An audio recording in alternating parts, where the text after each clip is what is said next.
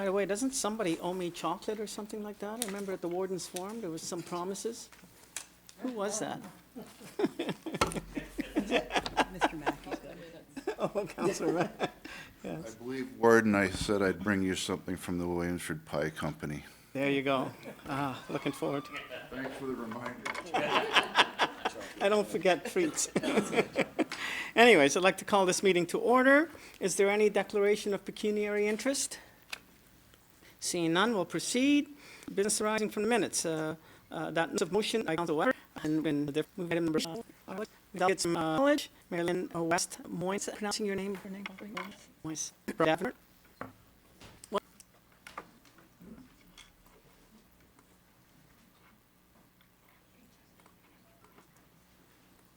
Good morning, and thank you for. My name is Brian Davenport, and I'm Vice Chair of the Board of Governors of Georgian College. Before I get started today, I wanted to follow up on Mayor Boddy and Minister Walker for attending the SICAN and was held in on May. And to give you a perspective, the conference, the pre-conference, the actual conference was being held in Niagara Falls, and Georgian College and specifically our senior staff encouraged them to come to Owen Sound for a pre-conference event. And Mayor Boddy and Minister Walker and Savannah and Steve from your economic department participated, and it was well noted and fully appreciated. There's two reasons why we're here today. First and foremost is to express our deep appreciation for your continued support of the students. The second is to give you a little update on the recent activity of the college and what is planned. And I want to turn it over to college's President and CEO, Mary Lynn Moyne. Well, good morning, everyone, and thank you very much, Brian. I'm delighted to be here, and I'd like to introduce two guests that we have with us. Lisa Banks, who's the Vice President, External Relations and Enrollment at Georgian, and Dave Coward, our Vice President, Human Resources. And many of you will know, as I move to this next slide, which I just did wrong here, so hang on a second. Just use the arrows. I'm not totally a techno, but it looks like I am. So just delighted here, and drawing on that point that I started, we have 7 campuses, as well as a downtown location in Barrie, 3 centers for career and employment community services, and 4 resource centers, Indigenous resource centers. And we're very proud of that because most colleges have one, and we've made it our business to have a center at all of our larger locations. And we're structured where the vice presidents have responsibilities for all of these campuses, and they're frequent flyers up to the Owen Sound campus. Just for those of you who are new to council, I wanted to give a bit of an overview. You can see we're at 13,000 full-time students. That dipped from 12,000 starting in 2010 to 11,000, but I'm happy to report that we've made up that change and are continuing to grow. Depending on the time of year, we have somewhere between 800 to 1,000 students at the Owen Sound campus. And so what's going on in Ontario? We know enrollment has decreased by more than 15% of individuals in grade 12, and that is having an impact on both colleges and universities. And then when we look outside of the GTMH, it's about 19% in Grey County according to our data. But the good news that we're starting to see, we've maybe hit the bottom of that, and we know it's going to start turning in 2023 according to statistics. So what have we been doing to go from 12 to 11 and then back up to 13? We've had a very strategic approach to international education. A decade ago, we had less than 300 international students, and this fall we're planning for over 3,600 international students, including about 40 who actually come to the Owen Sound campus, and I see that as opportunity for more growth here. Okay.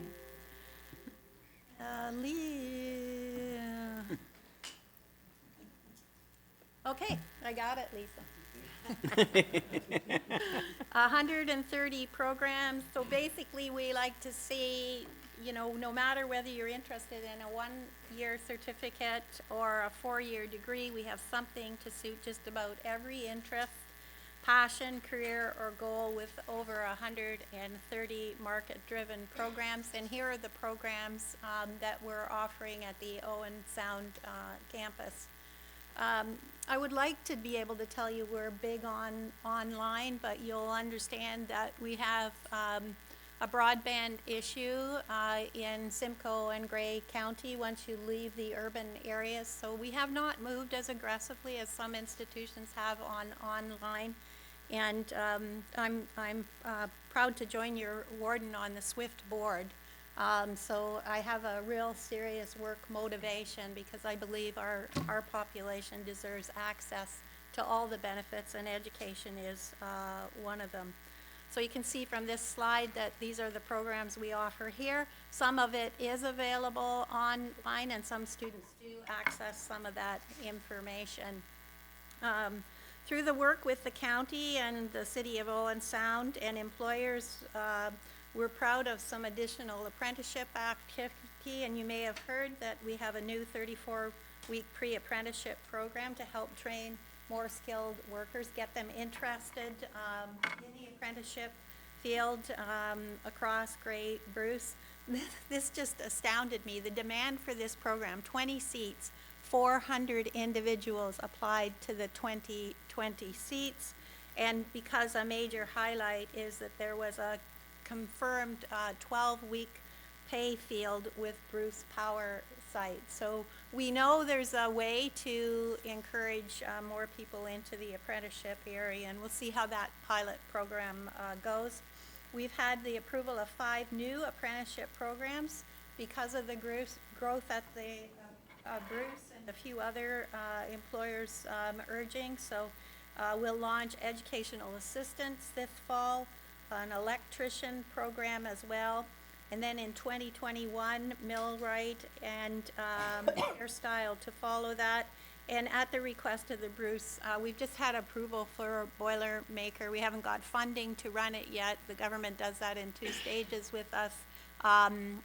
But we could run it on a fee cost survey approach with the Bruce as early as starting in the winter. And then finally, I'd say we continue to work with your CAO on how we could be involved in the Sydenham project. We haven't found our right spot for that yet, but we're very enthusiastic and would love to be a part of that project in some kind of impactful way that makes sense. Some other pathways that I think are always important, especially in communities that are a little smaller, a little bit more remote, is that we're committed to academic prep in order to prepare people. We do corporate training, we have part-time options. We do school within a college, which is a real neat project where students can come from high schools to college and get a credit for both a college and a high school credential, and that's a way of helping them see themselves as becoming college students. We're running the Ontario Youth Apprenticeship Program, which opens doors for students to explore and work in apprenticeship occupations starting in grade 11 and 12 through cooperative education program, currently culinary. And by the way, those students were the students that served dinner on Thursday night to the 70 people across the country, and they blew their socks off. It was absolutely awesome, these grade 12 students in our joint apprenticeship program. And we'd like to grow some more part-time work for this community. And this is something that always amazes my colleague that work in the large urban areas, the way this community really came to the forefront and stepped up. While Brian was warden, to make a $2 million commitment in 2014 to ensure that we would not lose the Marine Center from our community. It is a differentiator for our campus. In addition to our post-secondary students, we instructed more than 2,000 working mariners every year. And their visits bring business into the community. We also collaborate with the Owen Sound Fire Department for shared facilities and training. So it's a win-win I believe. And as I look to health, I think there's opportunities for more of these kind of strategies. We know and understand the healthcare shortage. It's not just here, it's everywhere in Ontario. A neat thing that you're going to hear more about, I think, is the Southwest LHIN is planning to provide us with 60 entrance scholarships valued at $5,000 each to get students interested in taking the personal support worker program at Georgian, and they're just not ready to start promoting that yet, but that is going to happen, and I think it's outstanding, very strategic of that, Lynn. And we're continuing to advocate for access to degree nursing in our own communities. Right now, you can do 2 years with Georgian, but you have to go to York University to complete the last 2 years, and frankly, we just think that's wrong.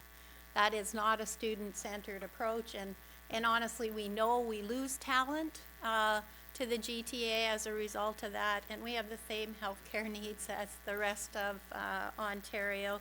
And so my board chair, Don Gordon, and I were able to make a presentation to the Minister of Health and the Minister of Training Colleges and Universities 2 weeks ago with a proposal that we'd like the government to allow colleges to be able to deliver degrees and not have to have a university partner. You've probably heard we're on a bit of a mission to make sure that this campus is financially sustainable, and that we think there's things we can do. We have already talked about the fact that there was a conference this weekend, but if I could add how proud I was to see the mayor of Owen Sound wearing a Georgian hoodie at the conference. It was just absolutely outstanding.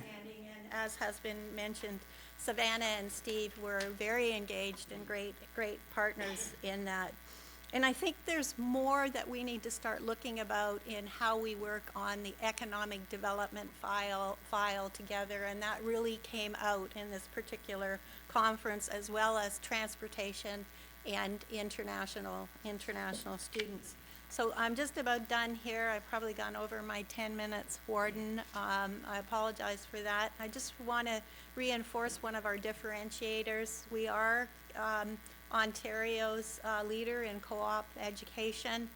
Most people know Waterloo is on the university side. We are on the Ontario College side by a large number, and it's no wonder our graduates get jobs. We have 6,200 employers in our database who work with our co-op students, about 4,500 co-op students annually. And over the last 20 years, we've been in the top percentage of our graduates getting jobs, and that's, of course, served us and our employers very, very well. Just a little bit here about the economic impact of our institution. I wish I could report that we paid taxes like the past speaker did, but we do know that for every dollar invested by a taxpayer, there's a $12 return in higher education. And we know that as a result of Georgian College, through a study done by a company called MC, and they do economic impacts for all kinds of different sectors, it's about $87 million in income in Grey and Bruce due to having Georgian College in your community annually. And then finally, Brian, do you want to close off here? Thanks, Mary Lynn. As a resident of Grey County, I certainly recognize the contribution that Georgian College has to the community, both the city and the county. As a board governor of Georgian College, I want to thank Grey County and the city of Owen Sound, but specifically Grey County today for the continued support, the past support, and the cooperation and the partnerships that we've had. It's a meaningful workplace for our community. It's an opportunity for innovative thinkers and maybe even more innovation going forward. And we deeply appreciate what you've invested in our institution and your community. And thank you very much for your support.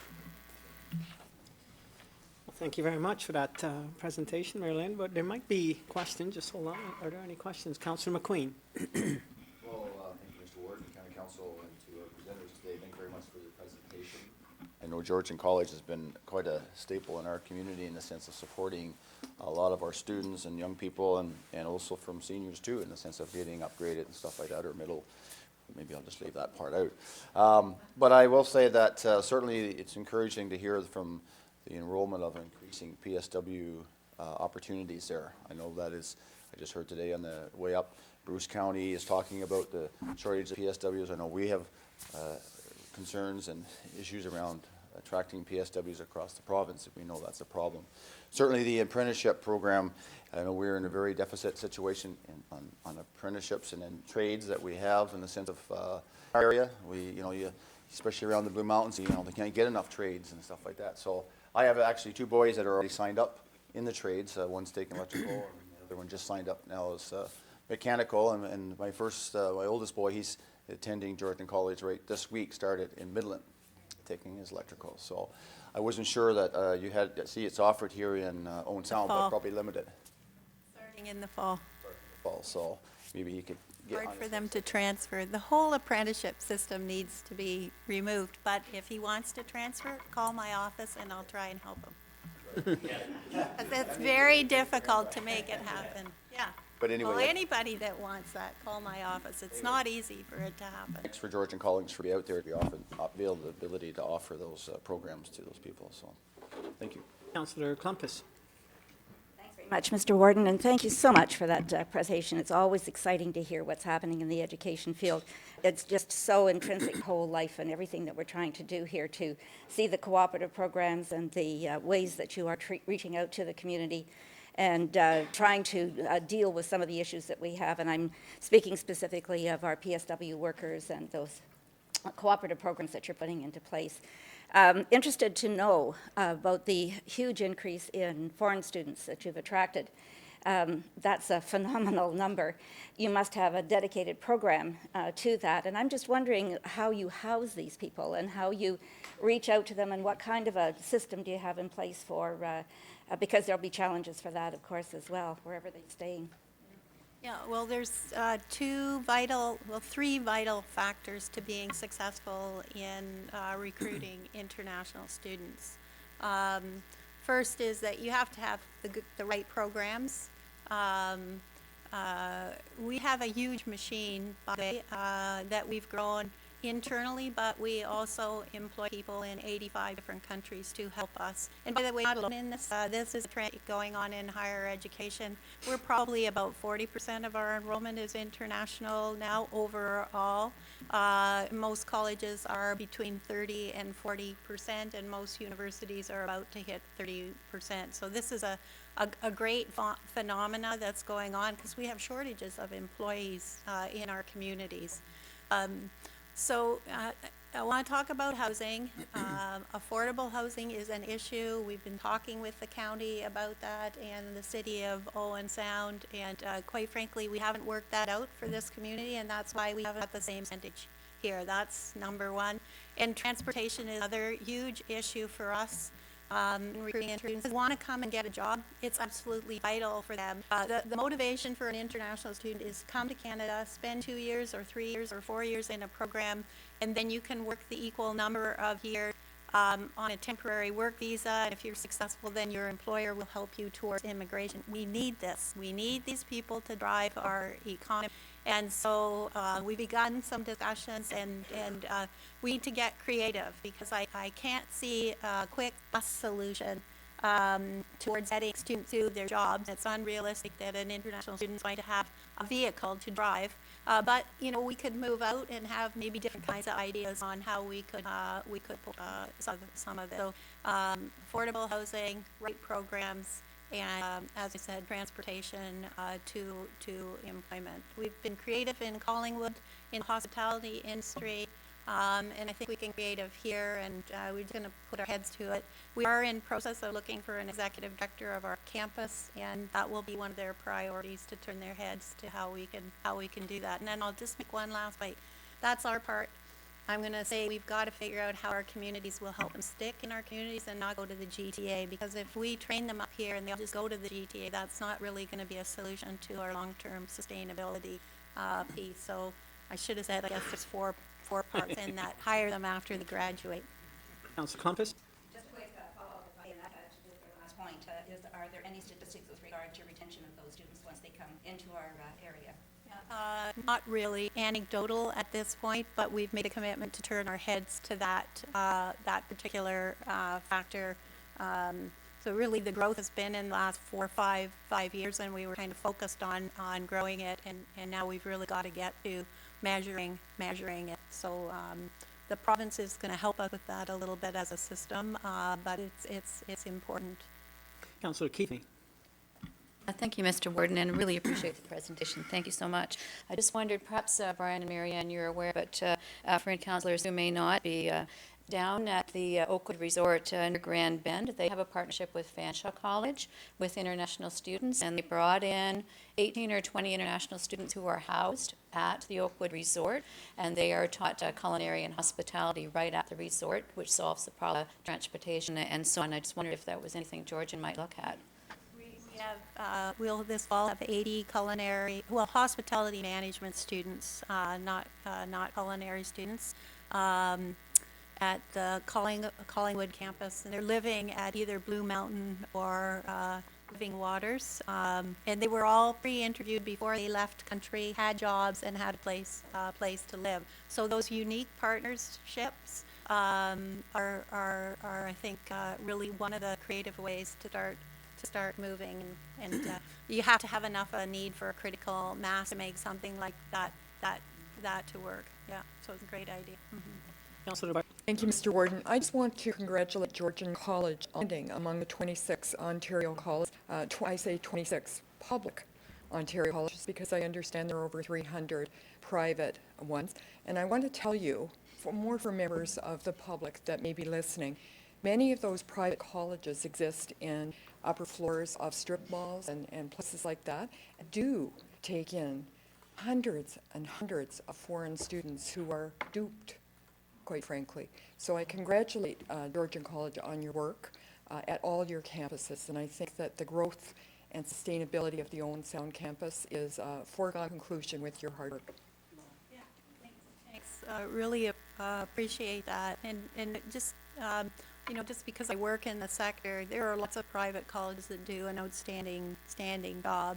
But there's a large number of them, as you say, and so I always say to people, make sure you do your research about whatever post-secondary institution you're going to go to, and that's an important aspect. Another thing that I neglected to mention is your program that takes high school students into universities. There is a lot of research that shows that helps to keep them in education. If they finish school before they had that experience, these students most likely would not. And I'm familiar with also grade 8 to high school programs with students who are not successful in elementary, who are brought into grade 9 early. They often continue as well. So kudos for being innovative around the things. Councillor Robinson? Thank you, Warden. Finally, right?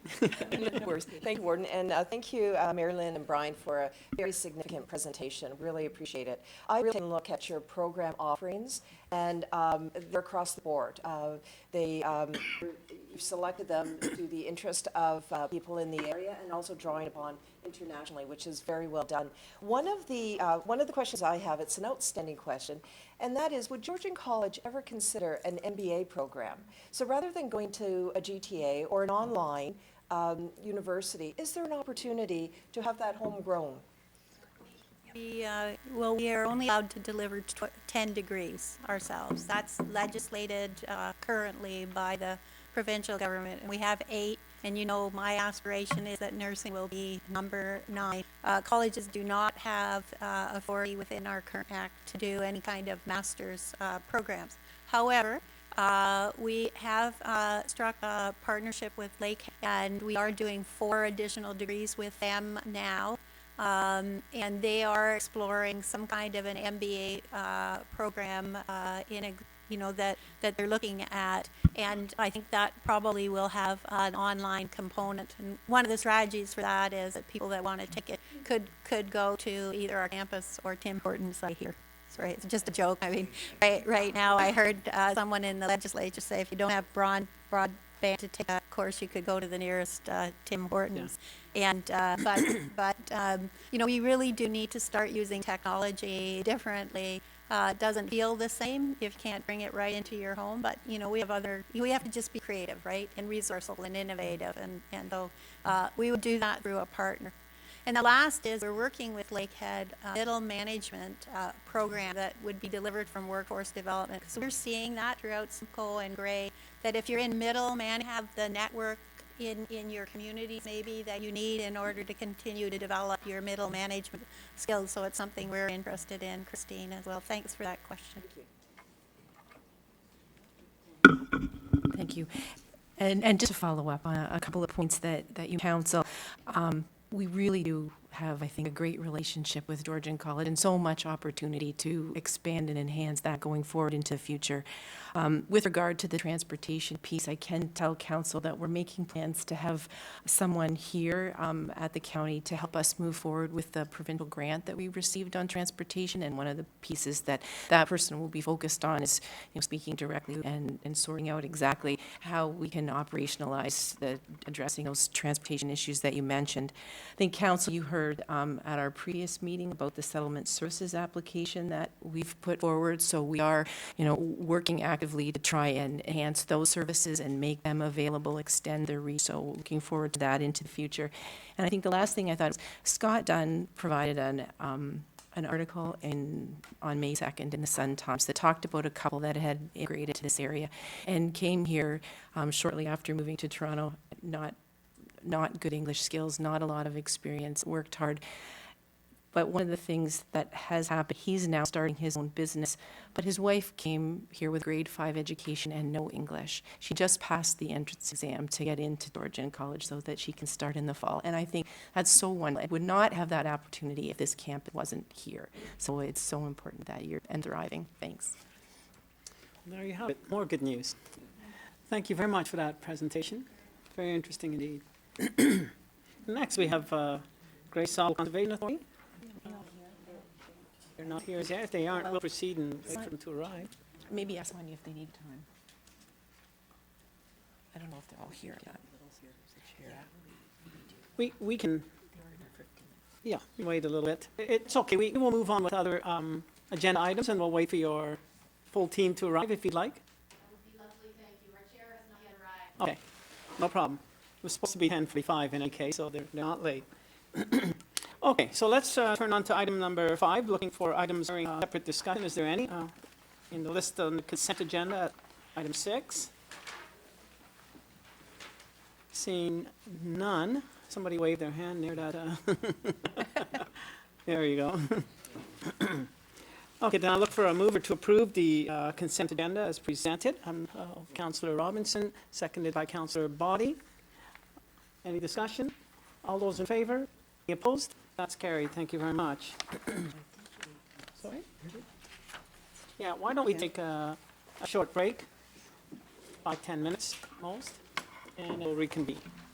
I'll let those individuals make their introductions, but I understand we have Kathy Little, Sonia Skinner, Tim Lathier, and John Bidoff. Oh, yes, Marion Kepke, my apologies. Welcome. Good morning. Good morning. Can you hear me all right? Perfectly.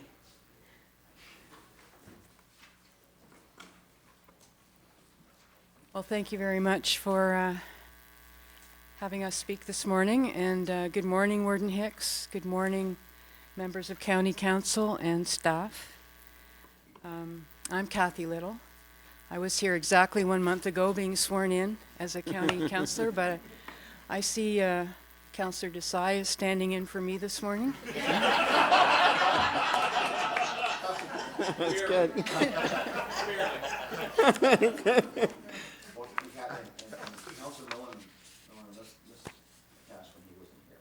I got a text.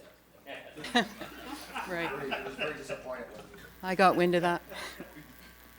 But today, I'm here today representing Grace Sauble Conservation Authority. This is my 5th year on the board and my 2nd year as chair. And presenting with me today is our CAO, Sonia Skinner. And I'd like to introduce some Grey Sauble staff who are here. We have Tim Lanthier, who is our Lands and Habitat Coordinator, and John Bittorf, our Water Management Coordinator. And from Saugeen Valley Conservation Authority, we have General Manager Wayne Broman. And I'd also like to recognize Councillors Dwight Burley, Sue Carlton, and Scott Mackey, who sit on the Grey Sauble Board of Directors. So we're very pleased to have this opportunity to speak with you today and express our appreciation for the strong partnership we have with our member municipalities, and also a very good working relationship that we have with the county.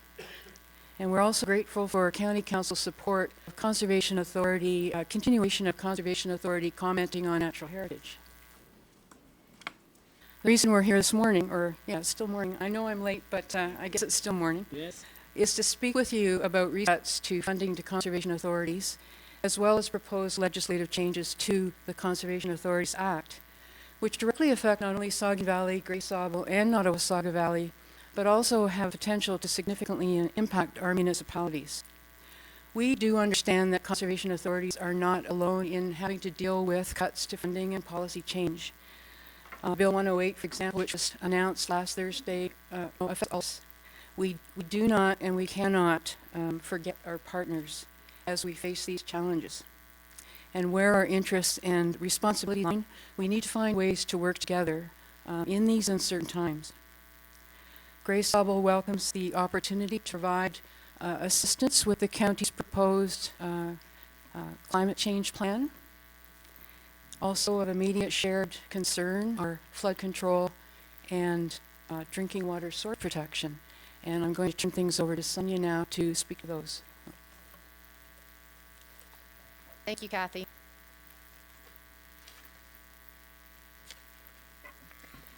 So, clean, beautiful water is one of our greatest here in Grey County. We have lots of places to boat.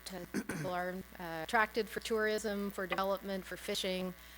But water also has this unbelievable power to move where it wants, regardless of what's in its way. So it's a bit of a double-edged sword. Beyond the theoretical warnings that we've been producing and hearing for years, we now have increasing physical evidence that things are really changing in our world. We've had unprecedented floods and storms. And I perceive that there's additional fears and potentially more feelings around climate change, and that people that are residents in this area are looking for assurances that their properties are safe. They're getting good advice from their local governments, and that they'll be cared for. There's a few pictures on this slide 2. That show activities in Quebec and Ontario, and some large waves on the north shore of Lake Huron. In a heavily populated area, like the stats shown on the slide for Toronto and Calgary, you can have billions of dollars of damage from a single storm, definitely multiple millions. We're not sure exactly what in Grey Bruce the quantification of that risk is. We've started with Owen Sound staff, with Town of the Blue Mountains staff, and with staff and funding from Grey County and several of the municipalities to do risk assessments, but they're not yet complete. I fully expect that delivering emergency services could be increasingly expensive as well if we had any operations related to flooding and evacuations. And I had to add that last night at the Roxy Theatre there was the rollout of the local film Resilience, which if you haven't seen, you might like to go to. Several folks in the room here, perhaps quite a few, were at the movie. Packed house, lots of energy, and lots of interest in what's happening in Grey, Bruce counties around climate change. Very positive, and talking a lot about the social networks in our communities and turning the page on fear and grief with action. So back to conservation authorities. Conservation authorities truly were created to address this exact issue. In most places in Canada and along federally controlled water bodies, the flooding has continued and flooded homes have been rebuilt. But in Ontario, many of the places that are like this have trees and floodplains and parks and the like on them. Water comes up, water goes down, we go on with our life as usual. And in part, that's because the province gave consideration to conservation authorities back in the 40s and 50s, even before Hurricane Hazel. And it gave conservation authorities the ability to buy land and regulate areas so that people don't rebuild in floodplains. So you need to know about the watershed concepts. In a nutshell, it means the area where if water or precipitation falls, it goes into a certain river. So the watershed, for example, of the Sydenham River would start up in Chatsworth or even beyond that and come on down through and then into Owen Sound. And it's like a big irregularly shaped bowl where ultimately the water pours out of the river and into the Great Lakes. So conservation authorities are set up on a watershed basis. So as Mr. Gamble would know, being on the Saugeen board, and many of you from the other places would know, that's the beauty of conservation authorities. We have a governance structure that takes representatives from the municipalities around that bowl so that they work together to look at programs that keep water clean, that manage water to the best we can as humans, manage water amounts and the types of drainage that we have.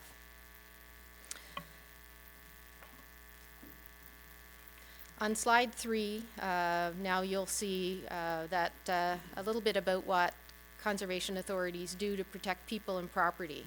So we're nonpartisan, professional organizations, and we work to advise municipalities, provincial ministries on ways to minimize the risks and dangers of flooding.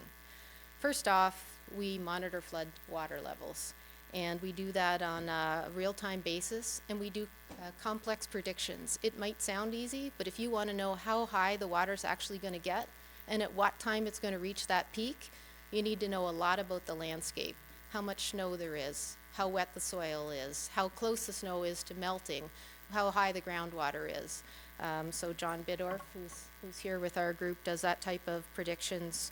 And we work with your emergency services to alert them. Some of you might be on the email list. Well, you'll hear that, and I always get a relief when I get one of these emails from Mr. Bidorf when the email says, yes, we're having a storm, yes, it's going to be big, but the runoff levels will not reach the spring peak or something of that sort. And there's been a lot of thinking behind that. Or potentially more concerning, your emergency services could get an email and then subsequent other conversations about, in fact, it is going to go beyond the peak and what neighborhoods would be affected and what roads may be affected, which is really important information to know. Secondly, we regulate development around floodplains to ensure that homes and buildings are not built in areas that are at risk to riverine flooding and erosion. It might seem like a real pain to get a CA permit, but what is actually happening, if you think about it, and that's the way we think about it, for your $300 or so, what you're getting is excellent engineering that will show you places to put your home or your outbuilding where it won't be flooded out, where your family and your property will be safe. Alternately, if you wanted to get that same information from scratch and you wanted to hire an engineering consultant to do that, it would be a lot more than the $300, and they wouldn't potentially have the context to provide that information. And with the development of new technologies and access to better data and our more severe weather patterns, the studies that we did in the 1980s and the 1990s now require systematic updating, starting with priority areas. So we've already recognized the need to add a new scientist or engineer position to keep up with what's happening across Grey County. So we also do other things. We reduce flooding risk by protecting wetlands, which act as sponges, planting trees, owning and operating flood control structures. And all night when it rains, through years of lean funding, we've continued to vigilantly do what we believe to be very important, which is a very skilled but often unseen work to keep people safe. But something has happened, and that's why we're here. The provincial budget has cut in half our flood-related funding. So under the direction of our municipally appointed boards, we endeavor to select and deliver programs that best support the natural resource preservation in our local areas. And we appreciate the time and expertise of the board members that we have. There's a handout available, and if we're able to hand that out, it'll show all the programs that are offered by Gray Sauble. And Wayne has that handout if people are interested in getting a copy. Is that okay? Wayne has some. Yeah. And we receive ongoing provincial transfer payment funding for just 3 of these programs. So you'll see there are quite a few. And that funding totals about 7% of our budget. So the other 93% is coming from largely ourselves and municipalities. 2 of these provincially funded programs are flood-related, flood forecasting and warning, and flood and erosion control structures. The other item that's provincially funded today is our drinking water source protection work. As Kathy mentioned, we understand the context of a provincial mandate to reduce the deficit, and we're willing to do our part with you while maintaining our vision of a healthy watershed environment in balance with the needs of society. The flood monitoring and prediction work had a funding cut of about 80% in the mid-90s. Provincially, we went from having $50 million worth of funding for Ontario's 36 conservation authorities to $7.4 million. So that $7.4 million total has not changed since 1996, and it's split 36 ways, and we get about 1% of it here at Gray Sauble, and about 1.5% or so, closer to 2% for Saugeen Valley of the provincial amount. So it's been static since that time, which means every year, John Bidorf and some of the field staff that do this flood work, they tighten their belt a little bit more. So that's pushing to 25 years of no increase in funding. And now it's been cut another 25%. So it's hard to take just maybe John's legs and arms, or I don't know, I think maybe his head might be the most important part that we keep, but it's hard to split him one more time down to 50%. And the province has also stated that it's refocusing conservation authorities on this core mandate. And it does appear to propose, though the details haven't been fully provided, that it be a mandatory service that we must provide. So we truly do need more to keep up with science and to renew the studies and be able to continue to provide the service. And we're recognizing the need for that business case with our board.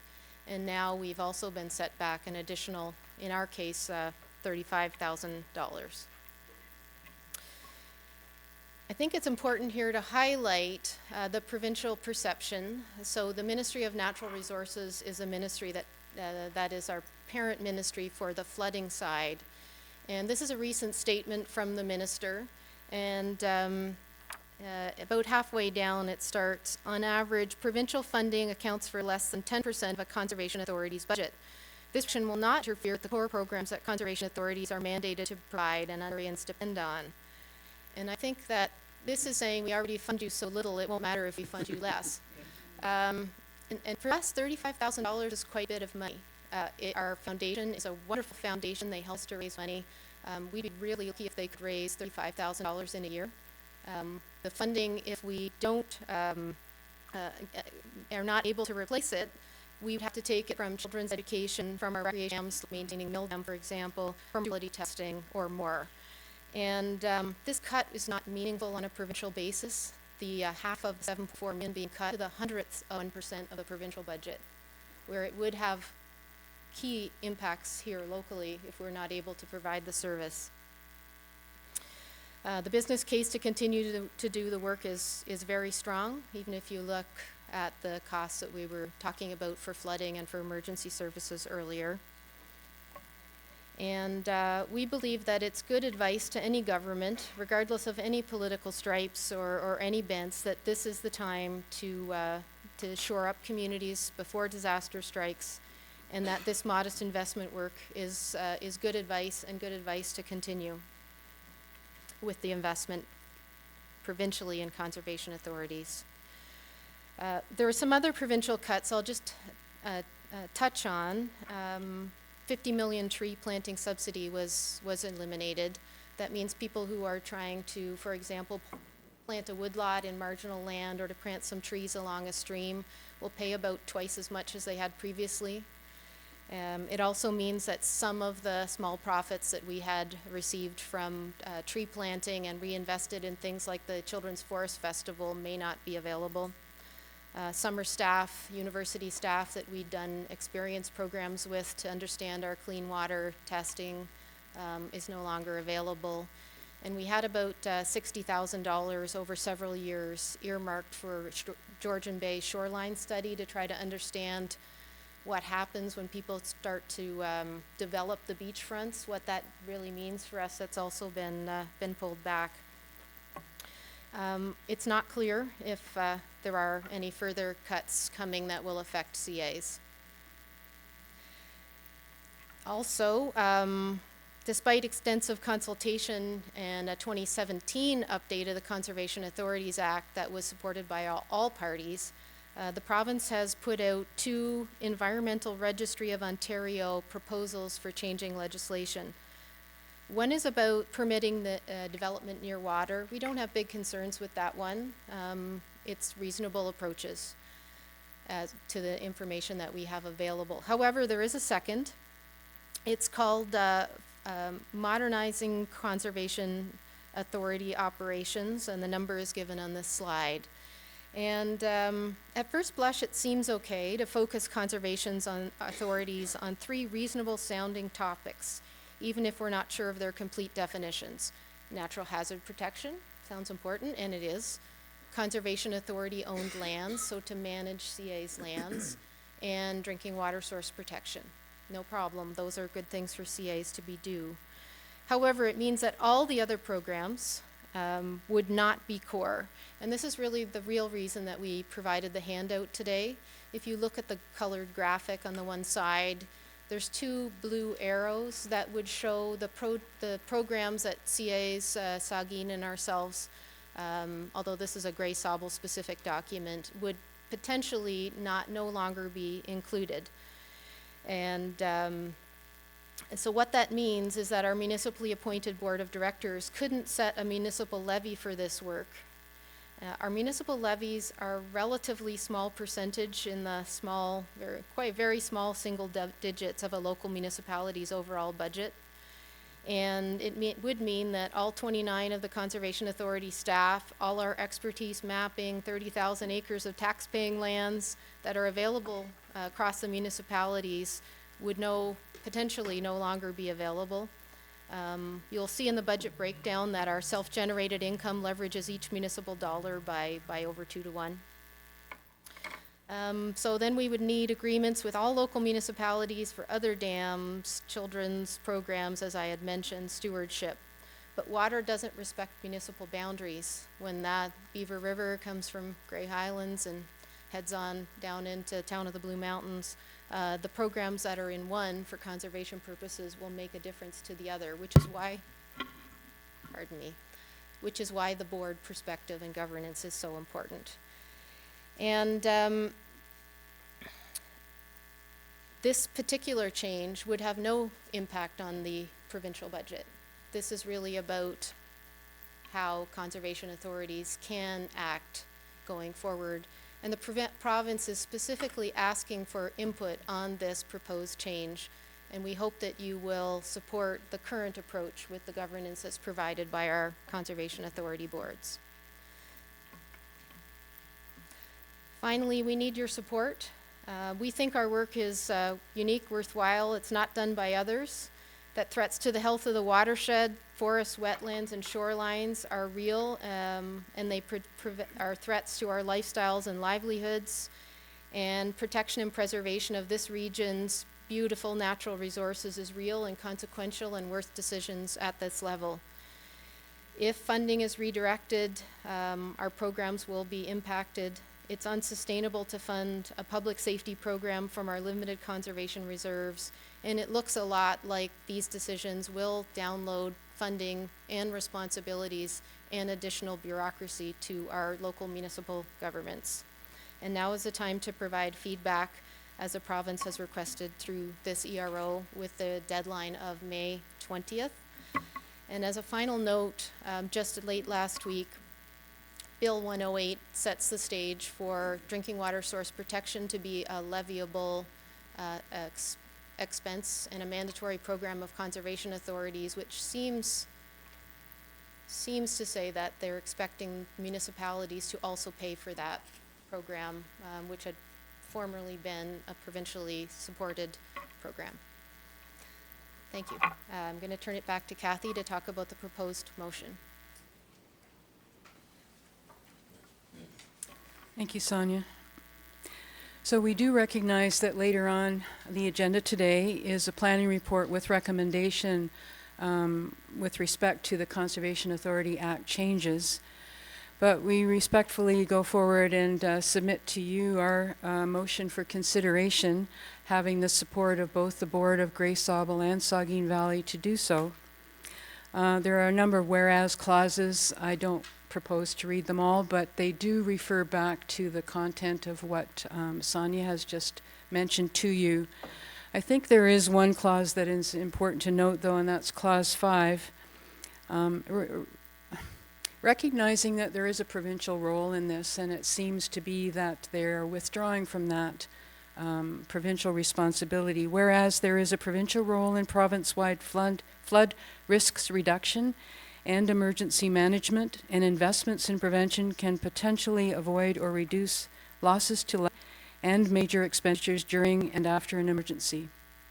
And then after all the whereas, it goes on to the main point that Grey County recognizes the value provided by the work of the CAs, supports the current multi-municipality governance model for the selection of programs, and the current municipal levying approach that includes annual input from local municipal councils, and that Grey County recommends that the province acknowledge their strong and positive provincial role in flood risk reduction programs and reinstate funding to CAs. And finally, that the resolution be circulated. So thank you so much for your time, and I know we'd be happy to field any questions that you might have. Thank you very much. Council, any questions? Councilor Campbell? Not so much a question, but I just want to say thank you for your presentation. That was very good. Going on to conservation a number of years ago, I was a skeptic. I thought this was an organization that had their hand out just to take in our money from our municipalities.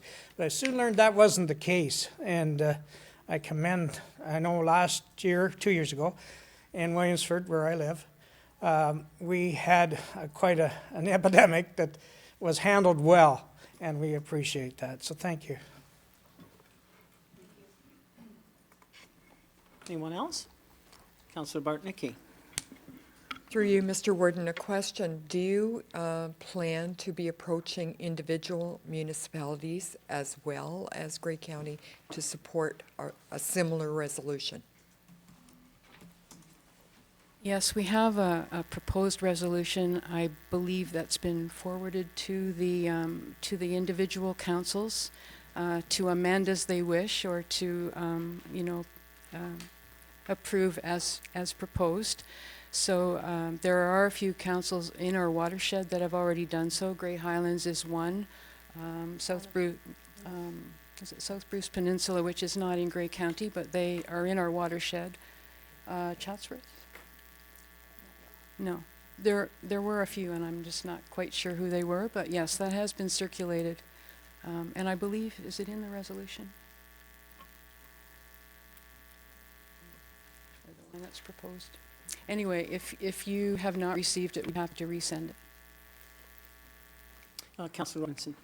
Thank you, Warden. Thank you very much for the presentation and coming forward to County Council at this time. I'm wondering if there is perhaps a unique opportunity to partner or at least engage the Saugeen Valley Conservation Authority in approaching the province for funding and any other linkages which may be appropriate. Thank you for that question. In fact, I did want to further highlight that we have been trying hard to work together. We have Mr. Wayne Broman here, who's the General Manager, CAO from Wayne. And we, under Wayne's guidance, actually had asked for and did receive a meeting much earlier prior to these proposals, unfortunately, with Minister Phillips from Environment, Conservation and Parks, who is the other half of the ministries that we mostly deal with. And we've both been engaged with Conservation Ontario, looking at a province-wide proposal.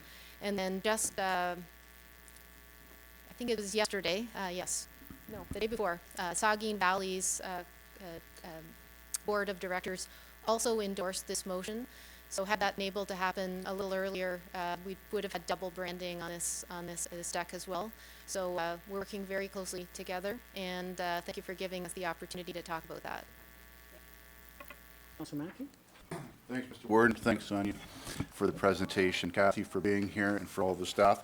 I am a new member to Saugeen Valley, Grace Sauble. Brian certainly was on Saugeen Valley, but I've certainly, in the few meetings I've attended, recognized the value that the irrigation authorities provide. Going through a flood, as Brian mentioned, 3 years ago, we certainly utilized the services of Grace Sauble and Saugeen because we kind of were split. And, Williams Lake was under Grace Sauble, and McCullough Lake was under Saugeen. So, we do have the headwaters, but I remember John being at our emergency management and providing valuable information as we dealt with that flood. So, firsthand information shows that we need this program, and certainly we will try to advocate on behalf of both conservation authorities to get this this decision changed. Thanks again. Councilor Bartnicki? Thank you, Mr. Warden. We also straddle two conservation authorities, and I'm wondering if Nottawasaga Valley Conservation Authority is going to be a party to this, what discussions you may have had, et cetera. I can speak to that initially. Sonia might have more to add. It's a bit of a scramble trying to interpret the changes and work with our partners. Our main partner land area being Saugeen Valley. We certainly don't mean to exclude anyone and would welcome working with Nottawasaga Valley as well. There's just, we don't want to speak on behalf of someone that we don't have an arrangement with, but things have happened quickly and we don't mean to be exclusive. Okay. I'm sorry. If it's okay, thank you. I'll talk with Doug Heavener, who's the CAO at Nottawasaga. We invited him to also come this morning, but he's at a meeting with the Build Group, which is a group of developers that we like to collaborate with and have two-way conversations with. And I know that his board has endorsed a similar motion and course of action and has sent a letter to the minister, very recently on this topic. So we've been engaged together overall on water strategy. All right. Thank you very much for the presentation. Oh, Councilor Mackey. Thanks, Mr. Ward. Just going to throw something out there. I don't know if there's ever been any discussions between the conservation authorities and the counties in regards to funding, but there's certainly a vested interest at a county level for conservation authorities. So I'm not sure at some point maybe there's some discussions around a contribution from the counties to the conservation authorities for the work that they do. Thank you. Well, I encourage you to stick around. Next on our agenda is going to be an item that you'll probably be interested in. And your motion, I suppose the terms of that motion might be discussed as part of that item, and we'll wait to see if some of that can be incorporated or if this satisfies what you're requesting. Yes? In the handout, because it was so recent that the Saugeen Valley Board had endorsed us coming together to talk with the council, we added for our motion a couple of words, and they're exclusively to add "and Saugeen Valley Conservation Authority" and the funding amounts that are for that one. So the handout you have in your hand covers those two. Very good. Thank you very much. Thank you. Okay. So we are now on item 7A, Conservation Authorities Act changes. Randy, you're on deck. I'm going to ask for someone to move, putting this item on the floor. Moved by Councillor Robinson and seconded by Councillor Hutchinson. Randy? Well, thank you, Mr. Warden, and good morning, everyone. I don't know if there's much more I can add to this big change based on what Sonia's highlighted, but I will provide a bit of a history in terms of where we got to recently in terms of proposed changes to the Conservation Authorities Act. I'll highlight some of the staff comments with respect to that, and then we have a discussion maybe in terms of the motion piece. So back in 2015, the province initiated a review of the Conservation Authority Act. The county provided comments at review in 2015 and 2016, and I've attached links to those reports in this new report. Based on the comments received as part of that initial review, the province noted that there was general agreement that the overall Conservation Authority model and principles remained relevant today. Most respondents agreed that the watershed continues to serve as an ecologically proper scale for resource management activities, and that's the bold description that Sonia so nicely described. And the province also noted that all stakeholders recognize the value and public benefit of Conservation Authority's role in providing environmental education, landowner and broader stewardship programs, and providing access to natural areas and recreational opportunities through conservation areas. So based on that feedback, there were changes made to the Conservation Authorities Act in 2017. So fast forward to today, and on April 5th, as indicated, the province released a document called Modernizing Conservation Authority Operations, which proposes further changes to the Conservation Authorities Act. At the time of the report, the details provided were actually fairly light in terms of what was being proposed in the Conservation Authorities Act itself. Since this report has been released, as Anya indicated, Bill 108 was released on Thursday. And it's entitled More Homes, More Choice Act, which includes changes to the Conservation Authority Act, as well as changes to the Planning Act, Development Charges Act, Local Planning Appeals Tribunal Act, as well as some others. Staff are currently reviewing Bill 108, and we're planning to have a report at the next Committee of the Whole meeting to provide an overview of those proposed changes. But I just wanted to indicate that at the time of writing this report, the proposed changes to the Conservation Authority Act, there wasn't a lot of detail. Now we're getting some of that detail, and we're currently reviewing what is proposed through Bill 108. Sonia already highlighted kind of the key proposed changes.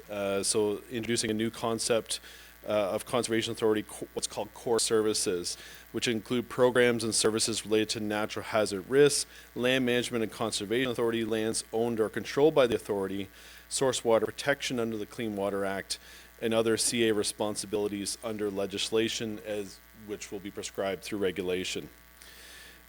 Expectations on the standards and expectation of these core services will be set out in regulations. The draft amendments will also require conservation authorities to enter into MOUs with municipal governments on service delivery. And that goes back to what Sonia was also highlighting, and how that could then impact from a financial perspective for municipalities' budgets in order to pick up some of those services through MOUs. The province is also proposing to proclaim unproclaimed provisions in the Conservation Authorities Act, everything from fees for programs and services, transparency and accountability, enforcement offenses, etc. So again, some of those have been released as part of the Bill 108, but there will be some future regulations that will also come out as part of proposed Bill 108 that we're, again, currently reviewing. So until staff do a full review of Bill 108 and see the proposed regulations, it's difficult to determine the full extent and potential impact that these changes may have. Grey County and local municipalities rely on the programs and services provided by conservation authorities. Many municipalities have entered into agreements with conservation authorities to provide the non-mandatory programs and services such as natural heritage review for planning applications. Grey County does have an agreement with Grey Sauble to help manage our county forests and our county trails. Counties, as Sonia noted, also offer a number of non-mandatory programs and services to municipalities and the community at large, including education programs, stewardship programs, and natural heritage commenting and planning. And that's the handout today. It really highlights all those services that are offered and provided. So the services that they provide are very important to municipalities, the county, and the overall community. Therefore, it's important for conservation authorities to continue to offer these programs and services at that watershed level, that BOL level, in order to protect and preserve the health of our ecosystems and watersheds. In addition to the Conservation Authority Act changes, the province is also proposing changes to the regulation permit process. One of the proposed changes is to consolidate and harmonize the existing 36 regulations into one. There are also some changes proposed, including updating definitions, reducing regulatory restrictions between 30 meters and 120 meters of a wetland, exempting low-risk development activities from requiring a permit, requiring conservation authorities to periodically review internal policies, and require conservation authorities to establish and monitor service delivery standards.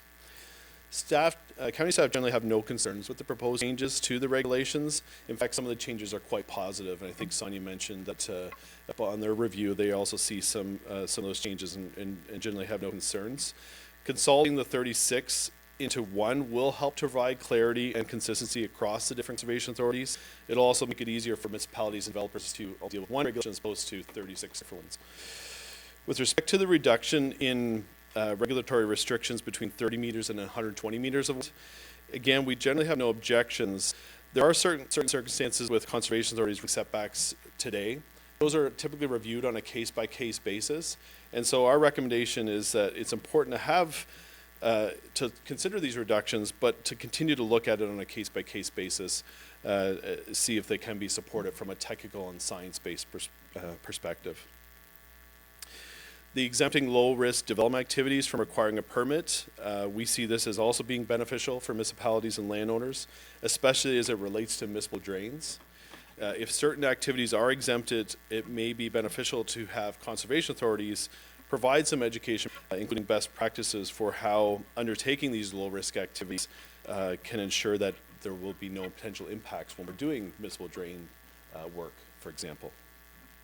There was one change that was proposed which would require CAs to notify the public of changes to regulated areas such as floodplains or wetland boundaries.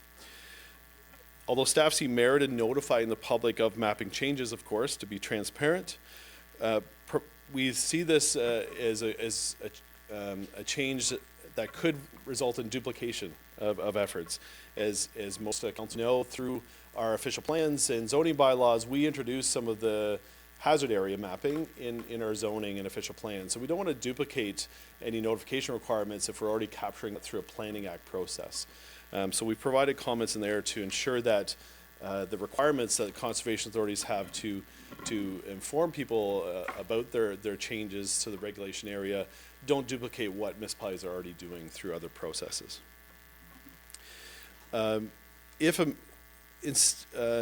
There also is concerns, however, that again, on a case-by-case basis, the regulation mapping could change. So when they do detailed review and go out and do a site visit, it could result in a change, and we're just hopeful that that can still continue without requiring full public notification of those regulation or those mapping changes when it's only on a site-specific basis. We included a section in the report about the funding reductions, but Sonia's already done a fantastic job, as well as Kathy, in terms of what the potential impacts are on that. So I won't go through in any further detail about that. What I will indicate, though, is some of the questions in terms of trying to engage other conservation authorities and others in terms of this consultation. It was a fairly tight window. It was released April 5th, and they're wanting comments by May 20th. For Bill 108, that was released on Thursday, and they're wanting comments by June 1st. What we're recommending is that maybe let's have a bit more time to digest some of these proposed changes and provide meaningful comments back to the province.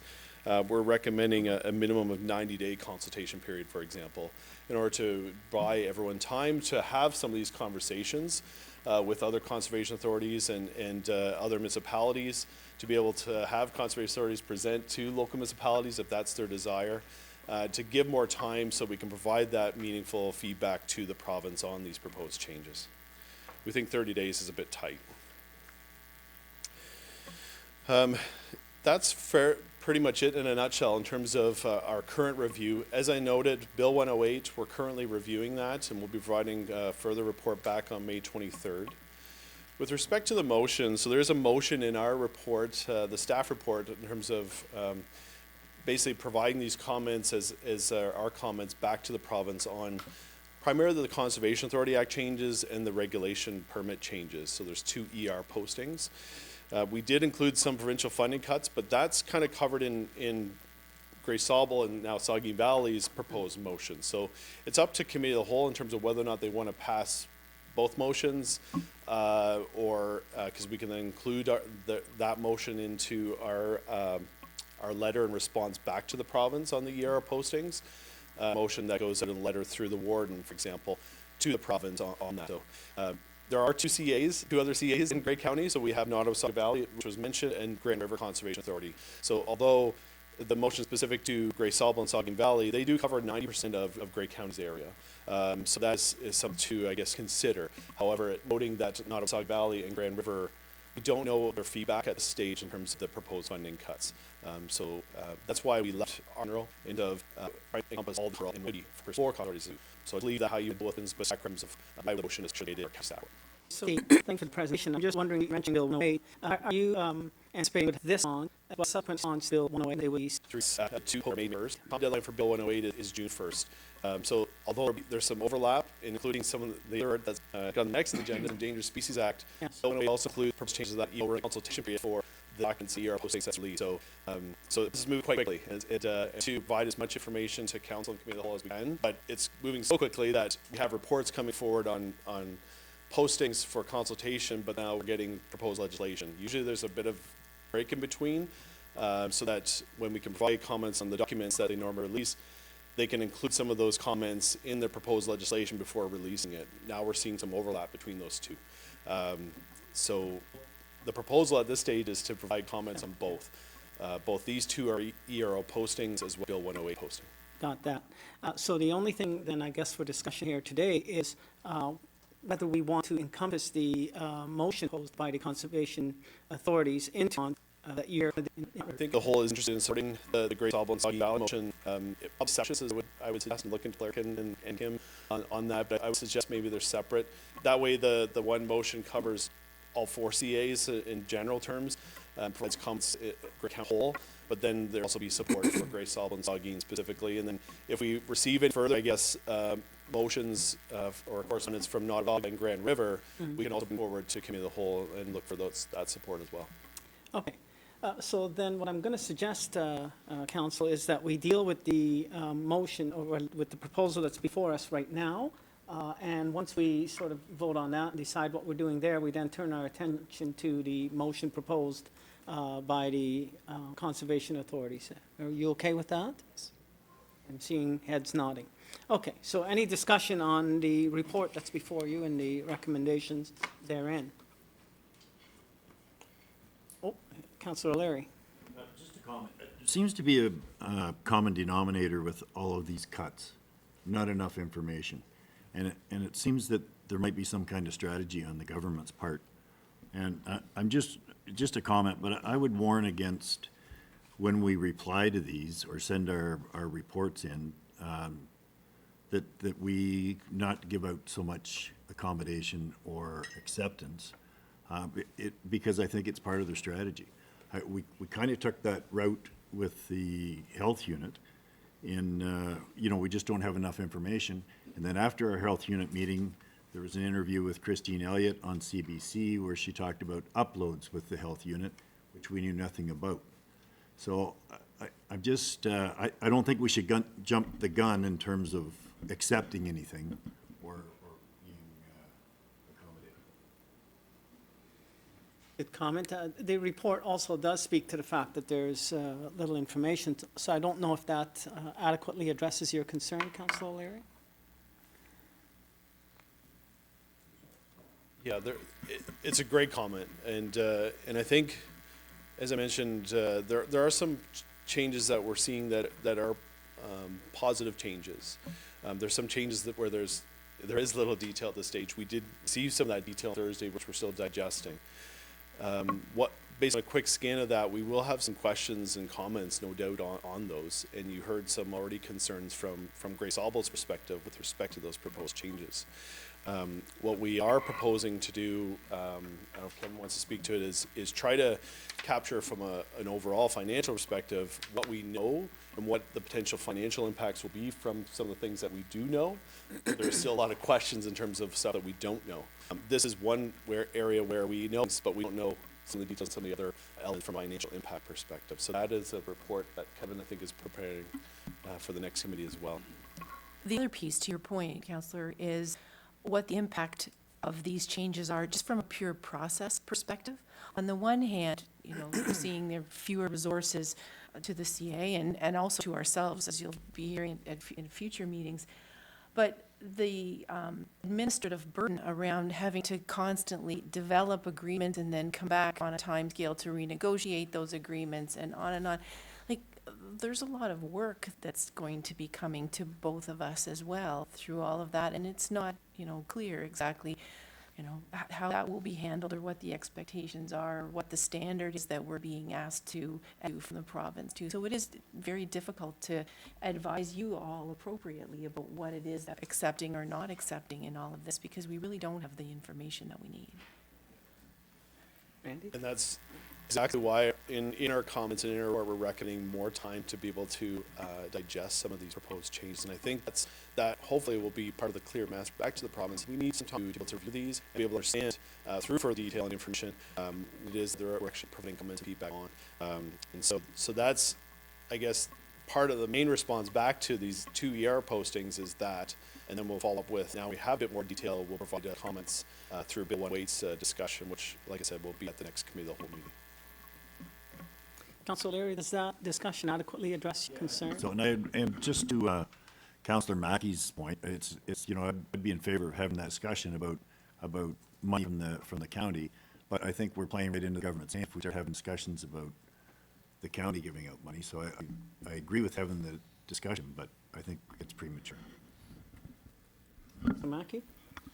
Yeah, I hope we don't need to have that discussion, Mr. Warden, at the county level, that we are able to convince the province that these cuts, shouldn't be taking place. But, with a 30-day turnaround, I think maybe their decision has been made. But yes, it's too premature to have that discussion at the county level yet.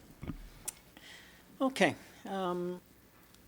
Seeing no further discussion, I'm going to call the question on the motion that's the recommendations that are before you. All those in favor? Or any opposed? That is carried. Thank you very much. Now, we can turn our attention to the motion proposed by the Conservation Authority. What say you, Council? Yeah, we're just getting it up on the screen. Councilor Burrow? I would move that motion As presented. Okay, seconded by Councilor Milne. Discussion. Seeing none, I'll call the question. All those in favor? Are there any opposed? That's carried. Congratulations, folks. You have your approval for the motion.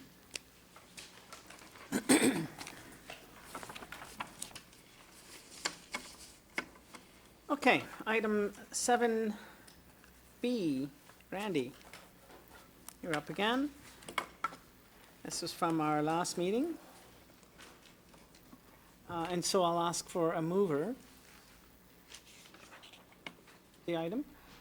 Councillor Carlton, thank you. The only one I'm still struggling with. And Keaveney, the other one that I was struggling with. Okay, seconded by Councillor Keaveney. You haven't called me Deputy Mayor Burley.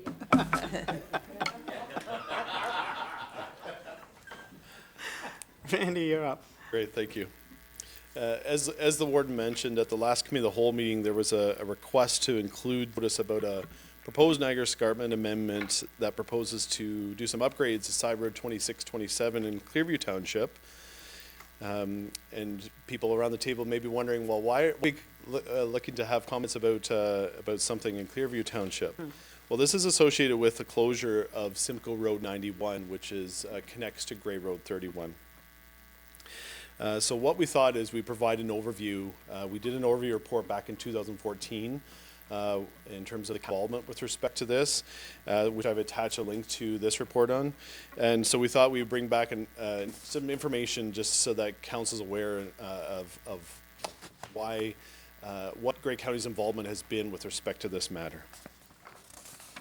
So the upgrades 2627 have been triggered as a result of the future closure of Simcoe Road 91. And I have a map that I think Jacqueline can throw on the screen here. So let me just zoom in a little bit. So here's Grey Road 31, which is the boundary, one of the boundary roads between Simcoe and Grey. Here's Simcoe Road 91, which connects to 124, if I scan down here. So Grey Road 124 comes up, here's Hampton. 24 then bends around, goes into Duntroon. Nice. And so right now there's an existing quarry, Walker Quarry, that's on the south side of Road 91 in Simcoe County. And on the north side is the proposed Walker Quarry, which got approval, I think, in 2012. As part of that new Walker Quarry expansion, there was discussions at that time between Clearview, Simcoe, and Walker to look at essentially transferring Simcoe Road 91 would be transferred to Clearview Township. Clearview Township then in turn would sell that portion to Walker Aggregates, so that portion is highlighted in green, and therefore that would be closed to the public. As part of that, upgrades are required to Nottawaga Side Road 10, as well as Side Road 2627. So the Niagara Escarpment Amendment that we're dealing right now is upgrades to that blue section road, which noted connects to Grade 31. So once this is closed, Simcoe Road 91, this would need some upgrades in order for the traveling public to be able to connect still over to the east side, so to speak. So Grey County was involved in the review of Dunshire Quarry expansion and expressed an interest at that time in the proposed closure of Simcoe 91 and then the subsequent upgrades to Side Road 2627. As mentioned, the report, which outlines the involvement in that process, is linked to this report. In July 2010, Grey County entered into an agreement with Clearview Township and Walker Industries regarding the work to be undertaken on the portion of Side Road 2627. The agreement is also attached in this report. The agreement states the following, that once Walker Aggregates permits and applications have been approved, Clearview Township would complete a traffic survey of Side Road 2627 annually. 2 years after the issuance of the license to Walker Aggregates, Clearview Township will surface treat Side Road 2627. The traffic count is 400 vehicles per day, or in such year, the traffic study substantiates the traffic volumes are 400 vehicles per day. Clearview Township would also adopt a bylaw which would restrict truck traffic and load restrictions on Side Road 2627 year-round. So as mentioned, the joint board, this was a lengthy hearing process, approved Walker Aggregates Quarry expansion in 2012.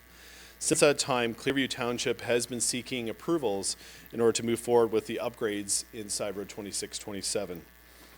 Clearview Township applied for a development permit application to do those upgrades.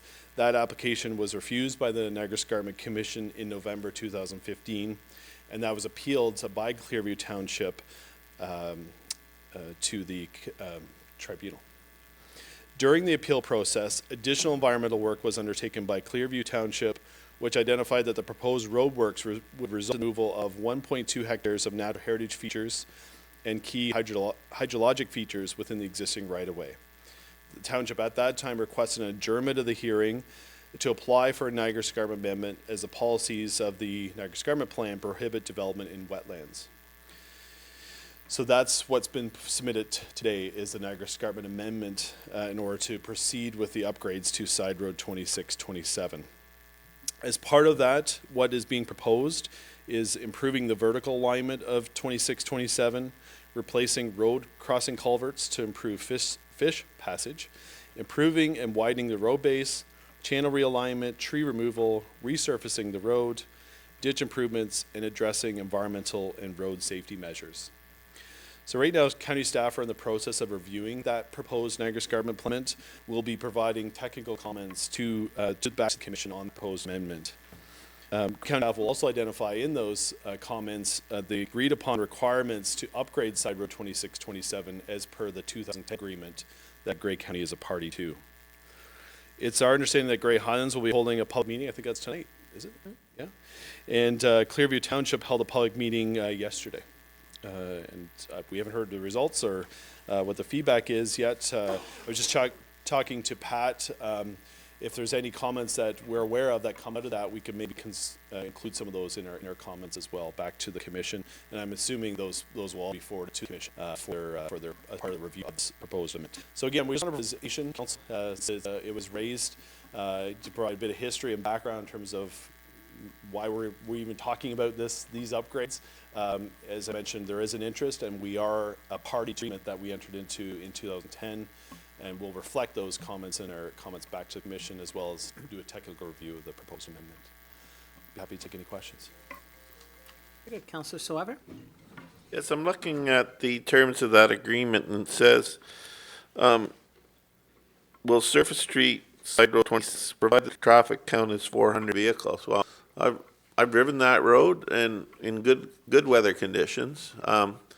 Just measured it on the computer here while you were talking, and there's a 10% slope that goes up 70 meters and 660 meters.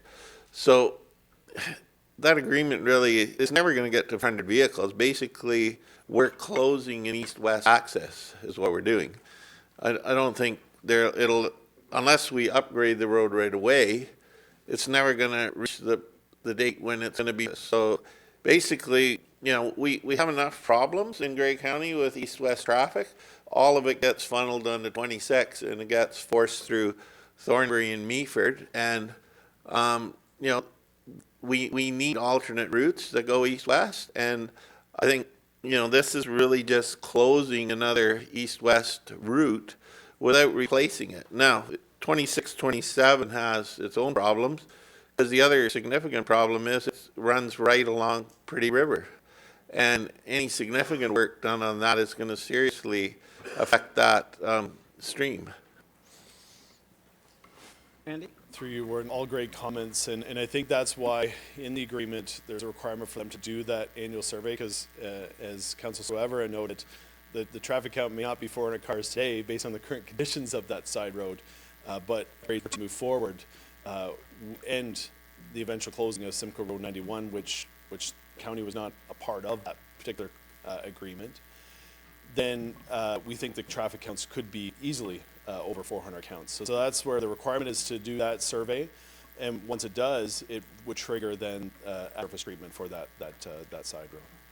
Councillor Milne? Thank you, Mr. Warden. If I recall at the time, the discussion, part of the concern was around EMS response times and access to Collingwood Hospital and so on and so forth. Can you speak to a little bit of how those concerns were mitigated, or if they were? I just don't recall that part of the conversation. Please. Yeah, it's a tricky one, because at the end of the day, Simcoe Road 91 was it's a Simcoe road. So the county, Grey County, was not a road authority in any of these particular roads in terms of whether or not they're transferred, whether or not any parts of them will be sold and or closed. At the same time, we had an interest from a paramedic services perspective, as well as a connectivity perspective, to at least try to have an east connection outside of the 124. And that's where we indicated that a desire to upgrade that side road 26, 27, if 91 were to be closed and to proceed in that fashion. So it was a bit of a tricky, I guess, a balance in that we weren't a road authority and have decisions in terms of the closure of Simcoe Road 91. At the same time, we wanted to try to maintain some of those connections from an emergency services perspective and an overall traffic movement. And so at the time, 2010 was the best opportunity that we saw. We entered an agreement to require some of these things, and that's where Clearview Township is trying to move forward with those upgrades for Side Road 26, 27. The other point, and I'm sorry, this is part of me being away, is I look at just from a road alignment perspective, and Pat, you might have some comment here, like on that diagram that's on the screen right now, it looks like that there's an alignment between where 31 comes out and where 26, 27 is, but there's not, because there's a decent jog there, right? When you're coming, was that north, down, there's coming down a hill, and I recall some issues earlier in my career with enforcement on 31 that, because you got a pretty good runway, it'll be, 26, 27, it'd be one thing to surface treat, it's another thing to think about what sight lines and turning in space and all of that, things between one thing and another, that could get to be a messy spot there. Yeah, and some of the proposed upgrades are some vertical alignment. So we're still reviewing that from a technical perspective, but again, we're not a road authority. Our vertical alignment? There's on the 26, 27, but we're looking at it. We might need our key perspective from Grey County is what's the connection, the interface for Grey Road 31. Exactly, what's that gonna look because I like? think So- there's for 31. Yeah, absolutely. So that's where Transportation Service staff are reviewing that as we speak. Councillor McQueen? County Council. This has been a long 9 years. Certainly this all started back in '09, leading up to February 2010, when an agreement was struck with Clearview and Simcoe County behind closed doors.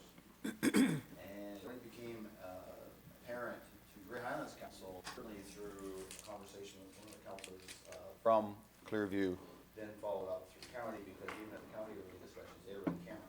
But even Grey Highlands was out of the loop of knowing far as its council, because I guess there's provisions around the camera where representatives of the county can't share those with your lower tier. It seems like there's some issues around that. I'll leave it at that. 2003, there is a report that County of Grey and Simcoe County approved in the alignment of 31 and County Road 91. County Road 31 was not going through Rob Roy at a particular time. It was a realignment, because you go down River Valley Road. It was realigned with 91 because, I think more sincerely, of an east-west corridor. I mean, it's, you know, the traffic is moving from that corridor, and just to put things in perspective, if you're coming from maybe Owen Sound, certainly Thornbury Way, and you want to go to Stainer, Muskoka, that's the route you travel. And I'm sure the people of the day when that 2003 agreement was put in play, that was the realignment idea of doing that. Certainly then moving on in 2009, then early 2010, with the application for Walker's aggregate and 91, and we all know with aggregate, you develop a haul route. And I think at that time, Simcoe County said, okay, Mr. Walker, it's going to cost you $13 million to reconstruct 91 to bring to a standard that would be success. And well then, they said, well, we're certainly not going to spend it. Meanwhile, Simcoe County has been taking a lot of dollars or aggregate dollars from that area all those years that quarry has greatly expanded. So certainly when things were starting to roll out in that part, certainly Grey Highlands' concern of that closing of that road and the alternate road being the alternative. And Grey Highlands' position has always been, okay, if 2627 is going to be your alternate road, bring it up to the same county road standard that you're closing. Only makes sense because you're continuing that corridor, that east-west corridor. And you know, from a lot of conversations that have passed, it probably would have made it a lot simpler of that whole process going through that hearing, because half the opposition against that aggregate operation was the closing of that road. Saying that, part of it was then, okay, so we're going to close 91, 26, 27. It is vertically challenged. To Councilor Mullen, yes, EMS, fire agreements, also other things were certainly raised, and thanks for bringing that up.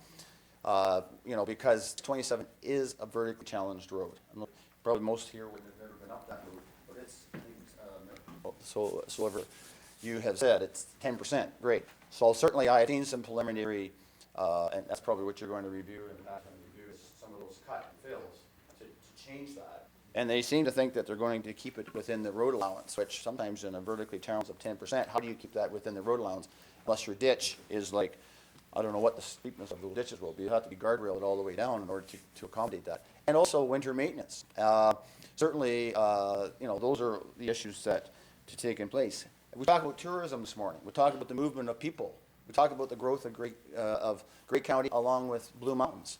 A lot of people come up through 400, come up through Steiner, come up over that hill and service the back end of Blue Mountains because 26 is a bottleneck. It's getting more and more, and even in 2010, 91 was at that time was around 1,000 cars a day on certain particular days. It's a mover of people. So from that, as it moved forward and the hearing went out, and now it's sitting on the hearing, and road agreements are a side thing, that the bigger part of the hearing was the approval of the aggregate operation, which it is, and they have now onto the north side of 91, which is the top between the blue and the green. They have moved forward with their excavation. And guess what? They built a tunnel. They built a tunnel under the road, so from one end of the extracted area to the new extracted area. You got to create enough area to move that material to the area where they have all the equipment. So people are saying, well, why do you need to close the road? You built a tunnel, you go underneath it. Why do you need to close the road? Well, because there's an agreement, and there's some side agreement where there's with aggregate in that road that one to the side. So from that, you know, there's a lot of more conversations that can be made, but certainly through, as you pointed out, Randy, through your report, that in 2015, and it changed somewhere further back where any road work now has to go through a development permit if it's in the NEC protected area or the NEC or the Niagara Strand area. So again, as Randy said, in 2015, Clearview made an application to do the road work as per the agreement through 2627.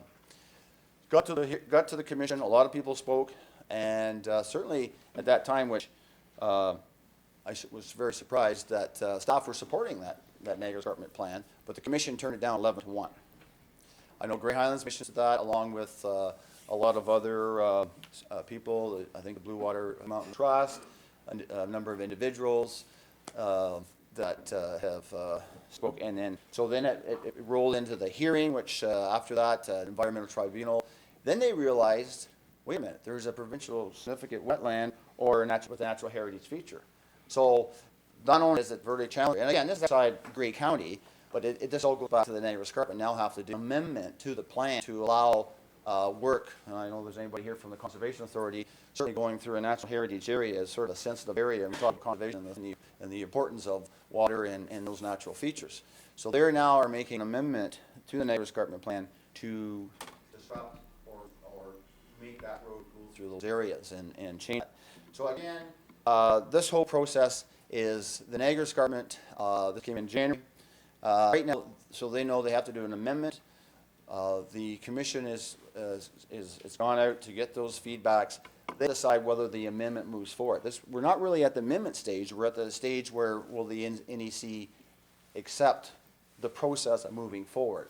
So that's why I think it's very important at this public process that, Clearview had one last night. Tonight we are hosting it, and it's slight little time changes from 4 to 6. I think originally it was said the 6 to 8, but it's moved up to 4 to 6 today at the Osprey Community Center. If anybody wishes to make presentation or listen in on that, but the part is it's the public process, and this whole moving forward has been somewhat lacking that.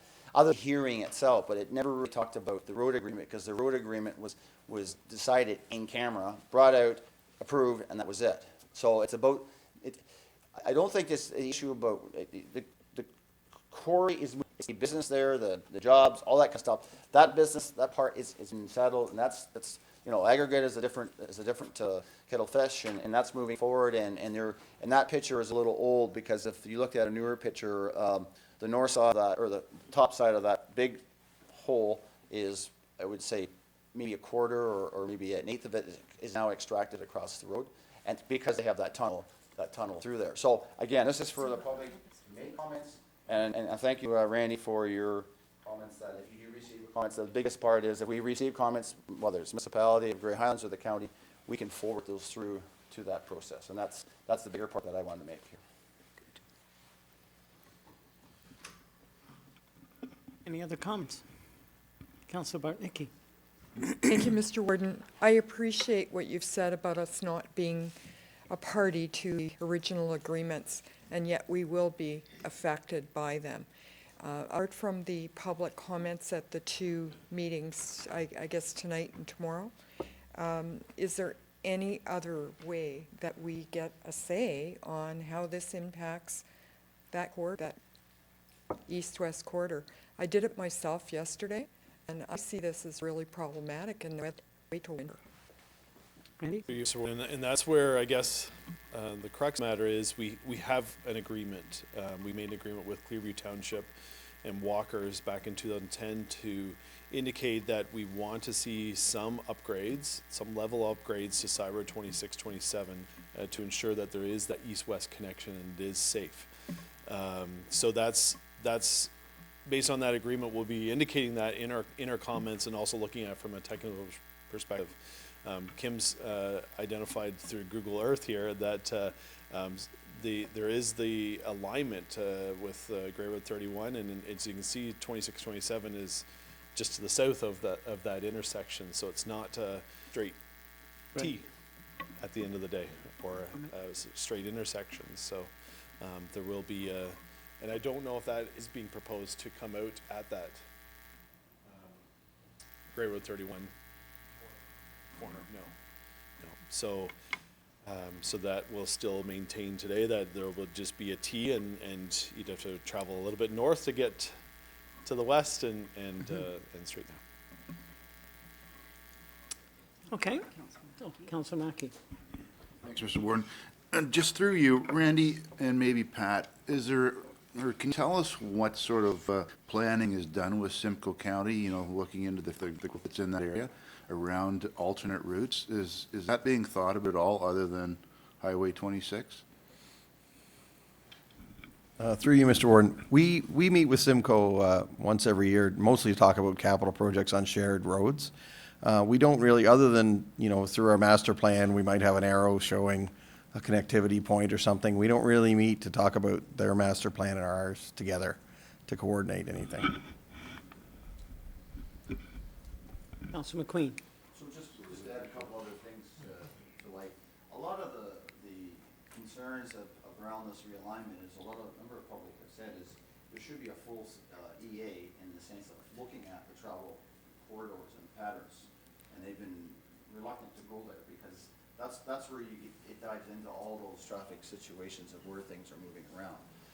Can you go back to the other map for a second? It was just pointed out to me yesterday, and so with the proposed 26, 27 being reconstructed to a year-round road, because currently right now it's a summer road, like it's a summer road. So basically, if you're removing 91, and so then you make that little jog onto the blue road, because as a lot of people will be still wanting to go to where they're going. If you go there and then it talks about that red road is going to be reconstructed because it's a gravel road. So you're sort of making that first jog and then you're going to the red road and then you're making a new jog and then you're going to make the new jog onto 91 to continue on where you're going. Also in that agreement is 91 is going to be closed, but it's still going to be open for the aggregate operation. So the concern that was brought to me yesterday was, okay, if cars are coming on to the 91, turning there, but you got trucks coming down, is that actually a smart thing to do, to have cars trying to catch in front of a truck? So because you're realigning something that's, again, doesn't necessarily make sense probably, but that was something that was pointed out yesterday that will be a concern that will be raised from that through this process. But again, it's the full EA that a lot of people have been calling for in the sense of that whole bigger discussion about traffic patterns. All right. Did you have something to say, Randy? No, just, Okay. yep, just a motion there, just receive this for information. As I said, staff will do a technical review, provide the comments and indicate, reinforce our comments that we've agreed to in the 2010 agreement. Okay, yep. Just in the sense of, if there are comments to come in, can this be brought back to the next council meeting so we can see those comments, so we sort of verify with those comments, or if there's any conversation that happens here, we can sort of, because we have it up to the 31st, or I don't know, anything else that comes. I mean, we don't have to make comments today. We do have to. So I just wondered if that's a possibility if things come out. So. Receiving it for information, so certainly if further comments come back, we're just receiving for information today. I'm going to call the question, folks, that's one. So to raise it on next meeting, if there were something extra to add, how would we do that if it's on Well, I understand further comments are going to be coming back, Randy. So we were just going to state basically the term agreed upon in the agreement between Grey County, Clearview, and Walker, and then just look at from a technical perspective of whether or not the side road 2627 meet the provisions of that agreement, as well as look at the interface as it connects to Grey Road 31 as our key concerns, I guess, at this stage, are the ones that we can review in light of the fact that we do have an agreed upon agreement back in 2010. So I don't know if there's anything that this council can do, because we have a binding agreement in 2010 which indicates that at a minimum we need these things, but yeah, it's. Just my point was that all of a sudden you got 10 comments from the public to Grey County because you were a circulated agency. You certainly mentioned that we would be forward with the comments if we received them. Yeah, more for information for our perspective, but it's more in terms of we're providing comments to the commission, because at the end of the day, NEC makes the decision. So what I'd recommend is if the public has any comments, to direct those through to the Niagara Escarpment Commission, because they're the approval authority at this stage on the application. So with respect to the meeting this evening, public commentary is to whom? Is it coming to the county, or is it coming to Grey Highlands, or to NEC? I see. So his point seems legitimate, given that we may be having additional public comment this evening. And I think your point, Councillor McQueen, is that there wouldn't be an opportunity for that input to be reflected in the commentary that's going forward. We county to say about it from a county perspective. All we are would be just before in those comments, we're not, like the agreement. I'm more trying to ensure is there's a process that flows through that could address the county and we filter those comments through. So it's not making any decisions, just the flow through. That's all. Yeah, and I guess with that, I guess the flow through can go to send it to staff, and if there's anything we identify in the comments, we could bring it back to council, intending to provide comments from a technical perspective back to the commission through what we would normally do in terms of reviewing any non-government amendment application or development permit application. It's typically staff are reviewing that and providing comments back from a technical perspective. So what I would recommend is any public comments go directly to the commission, because they're the ones making the final decision on this, on the upgrades to Site Road 2627 at the end of the day. With that, Councillor McQueen? Not really, but the reason being is this whole road, it goes back to Mayor Alar. There's no guarantee it's even going to be paved. You're dumping people from a gravel road or from a paved road to whatever. And I think that's validity in the sense of just we're almost 10 years out of the traffic patterns, and I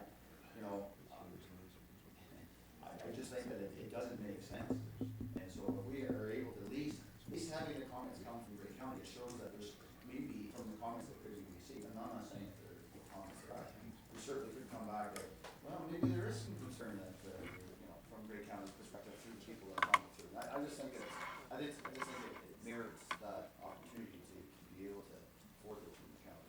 So Randy, is there any drawback to delaying approval of this report or potential further commentary from the public through this public hearing? I guess not. I guess the way staff are struggling in that we have an agreed upon agreement which outlines what Grey County at a minimum wants to see in terms of the upgrades in 27. So again, we're going to emphasize that in our comments, as well as looking at a technical perspective on the natural heritage features in and around that area on the Grey County side, as well as looking at it from a connection from a road perspective. But looking at it through the lens of what the agreed upon terms are, that it needs to be upgraded to a year-round standard and be surface treated when there's 400 car day. Like that's the provisions we're currently working under when we're reviewing this based on the agreement in 2010. I'm speaking far too much, but is there any chance that what Grey County wants at a minimum might be influenced by the public input that's received tonight? Yeah, I don't know if, well, yeah. Well, you've got a deadline. Yes. To respond to this application, which is when? So I think 31st is the deadline for. So I'm wondering about, so if there's information that comes from these public discussions, could we not at least take that and put that, like a synopsis or a summary of what you heard from the public with regard to this in your report, so that council can feel like, what people said was heard and reflected, and then hopefully those comments then go forward from this report into how you're going to respond to that application? Does that? We definitely could. I mean, you're just. We're not the hosts of the No. the meetings, I guess. So I would assume Clearview Township and Grey Huns would be providing those comments directly to the commission. So, but not to include those as well. In here as well. In here as an appendix to say these are comments that were also gathered at those two meetings and just kind of reinforce the comments received. Okay, I'm looking forward to getting to a vote, unless you'll be bringing some kind of a motion to defer, but I have Councillor Soever first. Yes, you note that we entered into this agreement in 2010. Now, at that point, do we have any traffic studies on the number of vehicles that were using County Road 91 at the time, and how many might be using it today? Because certainly, although we have an agreement, it was based on information that is no longer current. It may have substantially changed. I know it probably doesn't have an expiry date, but as we're finding with development approvals in the town of Blue Mountains, things that were approved in 20 are no longer appropriate now because all of the conditions have changed. And if you were doing this agreement today with the number of vehicles running along Highway 90, well, I'm dating myself, it's County Road 91, but with all of those vehicles on there, you might not agree to have a gravel road as a replacement because the number of vehicles that you're displacing off 91 is such that you might say, if you were doing it today, on today's information, that it has to be county road standard and not a gravel road, because you'll never get 400 vehicles on it if it's a gravel road, so the agreement is kind of mute. Understand. So what I'm going to suggest, Councillor McLean, is you want to bring a motion to defer, we can vote on that. And if it fails, then we'll vote on the motion. So I'll bring a motion that refer this to the next meeting? Okay, and I'm looking for a seconder for that motion. Councillor Soever. Okay, so we understand voting on a motion to defer. All those in favor? That's passed. Sorry, any opposed? So that's passed. Thank you. Thank you, Randy. All right, how are we doing? We can squeeze, yeah, we can squeeze one more in. Item 7C on Endangered Species Act and our commentary therein. I'm looking for a mover to put the item on the table. Scott, it's going to be you. Councillor Bartnicki moves and seconded by Councillor Robinson. Scott? Great. Thank you, Warden Hicks and members of council. Start this by saying that I'm here presenting to you today, but this was another team effort on behalf of a number of people, including various people in the planning department, our transportation department, and we actually also had comments from Lanthier, who was here with us earlier this morning from the Conservation Authority with some of his technical perspectives on this. This was a challenging report to write, based partially on timeframes, but partially on the dual function of counties and municipalities in this regard. This report is looking at changes to the Endangered Species Act, which, if passed by the provincial government, may create some exemptions for when certain requirements of the Act don't apply, and some of those exemptions may specifically apply to, in some cases, municipalities. And so to write a report which looks at exemptions for municipalities, which could in some cases make it easier for municipalities to undertake infrastructure projects, is one thing. But then if we're still holding developers to a higher test, then it doesn't really seem we're walking the talk in terms of environmental protection. So we've looked at it through a planning lens in terms of what our community and land base. But we've also tried to look at it through a balanced county end in terms of having to provide and maintain infrastructure which serves those same developers and public. So with that preface, we'll get into it. This is an addendum report because earlier this year the province had released a discussion paper on what changes could aid the processes around the Endangered Species Act to make them maybe a little bit more user-friendly. And we had our February 28th, which examined some of those early big picture questions through the discussion paper. The province released this proposal April 18th, sort of present, and they want comments back by May 18th. So this was the only committee meeting we could put it on, henceforth the quick turnaround here. They are looking at changes to the legislation under 5 different categories, and I'll just give you a brief synopsis of the 5 categories, as well as comments that we've put together internally and comments from the Conservation Authority as well. The first is assessing species at risk and how they get listed on the Species at Risk Ontario list. They're proposing changes which would allow for a longer lead time before a species gets listed. It would allow for some public notice requirements in that regard, and just generally it in terms of when it formally gets listed and takes effects on the list. They're also proposing that when CASERO, which is the committee, the science-based committee that assesses these species, gets to submit the reports to the government to list species. Right now, it can come at any time. If these changes were passed, these reports could only come in the month of January each year. They're also considering the ability to allow a minister to downgrade a species, if you will. So if a species is currently listed as endangered, the minister would have the power to bump them down to, say, maybe a threatened or a special concern species. It's also allowing the government to consider the species health outside of Ontario.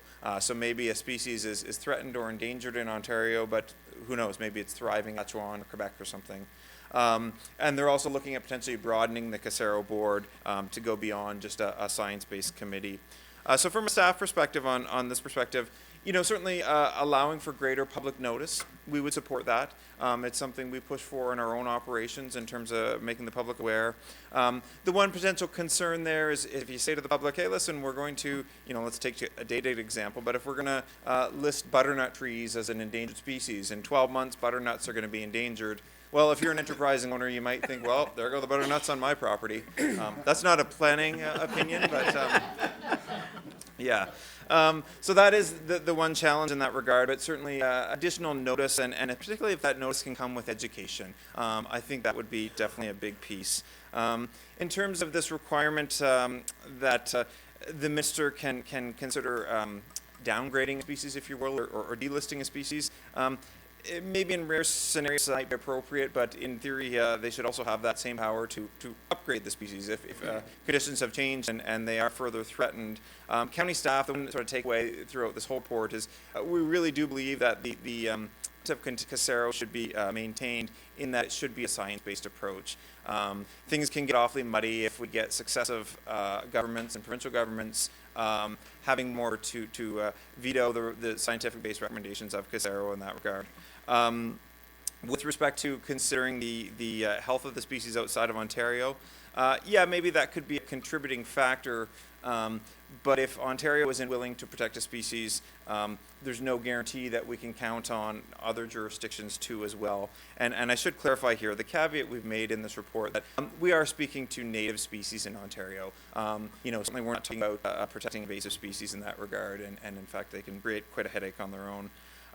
The biggest concern in this section of the proposed legislation is the power of the minister to be able to veto a Casero recommendation. So if Casero is recommending that we need to protect X, Y, or Z species for reasons that they're becoming threatened or endangered, boy, it does become difficult when we have the ability for a minister to veto that, if you will.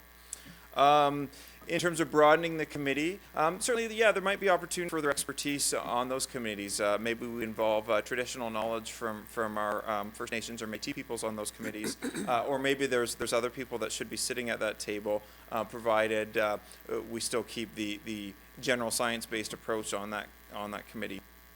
The next round of changes that they're proposing has to do with how they implement species and habitat protections. So right now, if a species gets listed by Casero, it gets added and it's automatically protected. And what happens is when that species gets protected, let's just say the eastern meadowlark, immediately there's general habitat protection, and then the government moves forward with what's called a specific habitat regulation, which further defines that. So if we know the meadowlark is a grassland bird, then we can generally protect grasslands. Once we drill down on the science of the habitat in terms of what breeding patch size do they need and other characteristics, then we might narrow that approach to come up with a more specific habitat regulation in that regard. So one of the processes that they're looking here is to, they've used the word, decouple the listing of species from automatic protection. So just because suddenly the bobolink or the meadowlark is added to the list, there's automatic protection. And the minister could delay that protection for up to 3 years while they look into things further. They've also looked at having the ability to pass specific geographic protections. So maybe there's very unique ecosystems in the province where specific species would thrive. So rather than painting the whole province with the same brush, they get geographically specific there. And they've also looked at potentially eliminating any sort of mandatory turnaround time for when they would come forward with those habitat regulations. So from a staff perspective, decoupling the listing from the protection may be okay in principle, and particularly, as I said earlier, if they can come forward with more of education, then that could certainly benefit. And furthermore, if they could come forward more in the way of specific research on what that habitat that supports that species is, then that would certainly be a benefit in that regard. So rather than painting the general habitat regulation, if they give themselves time to look forward into those specifics and not paint everything with such a broad brush, that could be beneficial, provided there can still be protections in that regard. With respect to the geographic specific regulations, yeah, that appears to make sense, and moving forward in that regard. They've also released another section of the proposed policy or proposed legislative changes, which would change how they develop recovery strategies. So right now, within 9 months of a species being listed, the government is to come up with a recovery strategy. So it's not just about protection or sterilization. It's about, how are we going to work with municipalities and other groups to ensure that this species bounces back if possible. So they have 9 months to come up with that recovery strategy, and then 5 years after that recovery strategy to give a status report. So the province is tweaking this slightly. They're going to remove some duplicative posting requirements and add a little bit more flexibility in some of those timeframes. And staff are generally supportive of those changes in that regard. Finally, they've also, perhaps the weightiest section, and the section that's drawn the most media coverage to date, issued a new process for how they issue exemptions, and this is what I talked about at the beginning of the report with respect to the municipal exemptions. And I should note that the idea of looking for an exemption to the Endangered Species Act isn't new. There are circumstances where people can already apply for a permit to gain an exemption. There are certain species, one of them that we have common in this area is the butternut tree. And the butternut tree is endangered because there's a canker or a disease that's affecting the tree. And if you find a healthy butternut on your property, there's protections required. But if you find a butternut on your property that has been assessed by a butternut assessor and is past the point of saving based on this canker, then it can be removed. If there is a situation where a butternut is perhaps standing in the way of an infrastructure project, there's a process where someone can apply for municipality to have that butternut removed in exchange for planting healthy bells. So for a fairly new, the process the province has come up with would take this to a will. They're proposing to establish what they're calling the Species at Risk Conservation Trust, which would be a third-party independent Crown agency that would look at allowing for a payment in lieu fee of completing requirements under the Act in this regard. So rather than having to go out and do field study and everything else, a municipality could simply pay a fee if it was a prescribed species and jump the queue, so to speak, and get out of doing some of that work and enable their infrastructure projects to move forward. And to be clear in terms of who would be eligible, certainly it appears that municipalities would prescribe species, but it also speaks to other infrastructure developers. So, in theory, this could be extended to, say, a utility company, a Union Gas, or a telecommunications company. But if we're talking about infrastructure developers, would that same benefit also be extended to, say, a subdivision developer? They're building roads, they're putting pipes in the ground as part of their development. So are they able to apply for that same payment in lieu? And so species would manage those monies that they collect through people paying to skip some of the requirements, if you will, and they'd invest that money back into conservation efforts elsewhere. And they've talked about working with independent non-government organizations or parties to do that, some of that on the ground. From a staff perspective, we certainly have some concerns in this regard in terms of both the eligibility, who would be eligible for this this payment in lieu, what field work exactly would be allowed to be skipped versus what would still fall under the onus of municipalities or utilities in this regard. What the costs will be. The government has said that they'll make the costs commensurate with what the field work and other costs would have otherwise been, and then how that money gets spent. So if Grey County, for example, is completing an infrastructure project and we run across rare minnow species and we're able to pay to doing some of the in-water works and the study that would otherwise have to be done, is that money going to be invested back into, say, that watershed or the Grey County area to help benefit that species? Sort of will it be locally, and will there be adequate coordination of these third-party groups? So if there's various conservation groups, applying for, say, grants to protect species, is there oversight in this regard? Certainly some of the media coverage, there's been some concern too that that trust could become unruly and a nightmare to navigate, but that's speculation in this regard. So similar to Randy's comments earlier, the government certainly isn't going to be accused of not taking action quickly. They released this on April 18th, and they're seeking comments by May 18th. So we've done a cursory review. We got 108 last week, which will help, hopefully help us understand some of this and fill in the blanks. But because this report is due to the province before even our next committee, the whole meeting, we could consolidate this in that regard. We are asking that the government consider, through our comments, further consultation method on this proposed changes. Certainly there's some that we can support. There's some that maybe with some clarification we could support, and there's some that we may have concerns with. But we feel rather than a 30-day comment period, maybe 90-day consultation period would be appropriate in this regard. So the recommendation at this time is that this report be received, that we share this report with municipalities in Grey County and all 4 conservation authorities within Grey County, and to send these comments onto the province in advance of these minutes being approved by council at the May 23rd meeting to meet that May 18th deadline. So that's the Coles notes, if you will, but I'd certainly be happy to take questions if anybody has any. Councillor McLean. Sasquatch in Saskatchewan maybe do better than Ontario then. Support from the MNR. I know that I was just speaking to a representative from Omafra just today. They're getting float down in the sense of support from MNR, or is it going directly to the minister in the sense of?